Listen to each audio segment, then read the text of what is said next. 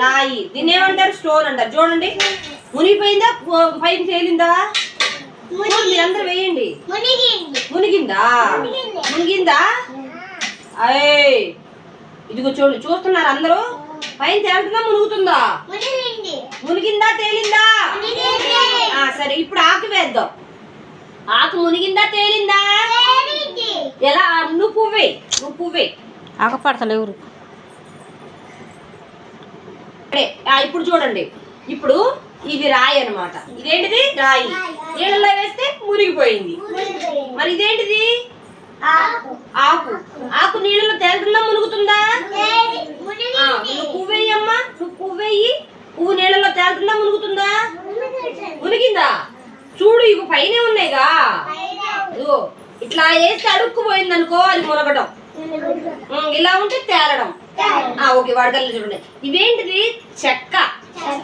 ఈ చెక్క నీళ్ళలో వేస్తే మునిగిద్దో తేలిద్దో చూద్దామా? అది తేలింది. చూడండి, ఈ ఆకులు ఎలా ఉన్నాయి? తేలుతున్నాయి. మరి రాయి తేలిందా మునిగిందా? మరి ఇప్పుడు ఇవన్నీ చూడండి, ఇక్కడ చూడండి, ఇవన్నీ తేలుతున్నాయి, అవన్నీ మునుగుతున్నాయి. మరి ఇప్పుడు మునిగేయి తేలేయి చెప్పండి. మరి చెక్క మునిగిందా తేలిందా? తేలింది. మరి రాయి మునిగింది. రాయి మునిగిందా? మరి పూలు